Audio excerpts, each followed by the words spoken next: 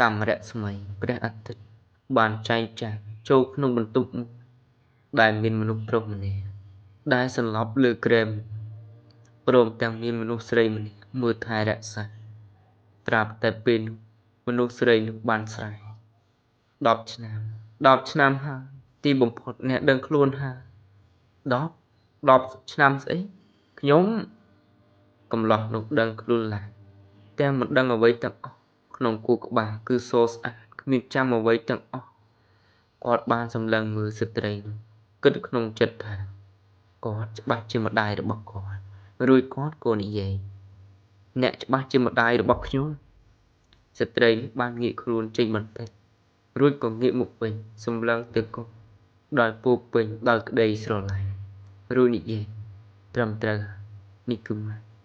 គ្រូពេទ្យប្រាប់ថាកូននឹងភ្លេចការចងចាំតែកូននៅចងចាំម៉ាក់បានម៉ាក់ពិតជាសប្បាយចិត្តណាស់កូនព្រោះតែជួយគេក៏ត្រូវគេវាឲ្យសម្រាប់អស់រយៈពេល10ឆ្នាំហើយពុកកូនបានចែកឋាន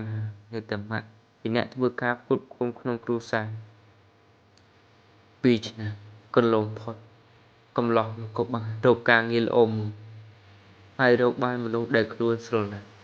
រួចក៏រៀបការនៅព្រឹកថ្ងៃទី2បន្ទាប់ពីថ្ងៃរៀបការអ្នកទាំងពីរប្រុងទៅចាក់ទឹកតែឲ្យអ្នកម្ដាយតែពេលទៅបន្ទប់អ្នកម្ដាយក៏មិនឃើញគាត់ឃើញត្រឹមសំបុត្រមួយបន្សល់ទុកខ្ញុំមិនមែនជាម្ដាយរបស់អ្នកទេ12ឆ្នាំខ្ញុំមិនមែនជាអ្នកម្ដាយរបស់អ្នកទេ12ឆ្នាំមុនឪពុកម្ដាយរបស់ព្រោះតែពិបាកចិត្តពេកក៏ចែកឋានទៅហើយអ្នកគ្មានញាតិសន្តានខ្ញុំក៏នាំអ្នកមកពីក្រុងសង្ឃឹមនឹងមានអពុធហេតុកើតឡើង12ឆ្នាំជីវភាពខ្ញុំក៏បាត់បង់ដែរមានមនុស្សនិយាយថាស្នេហាយូរទៅនឹងខ្លាចជាញាតិសន្តាន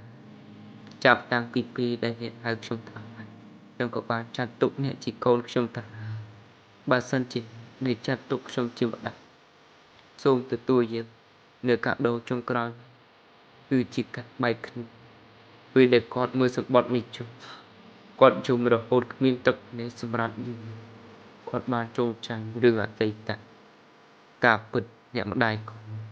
ជាមនុស្សដែលគាត់ស្រឡាញ់អស់រយៈពេល3ឆ្នាំជីវិតមនុស្សគួរតែដូចពីឬតាំងពីដំបូងរហូតដល់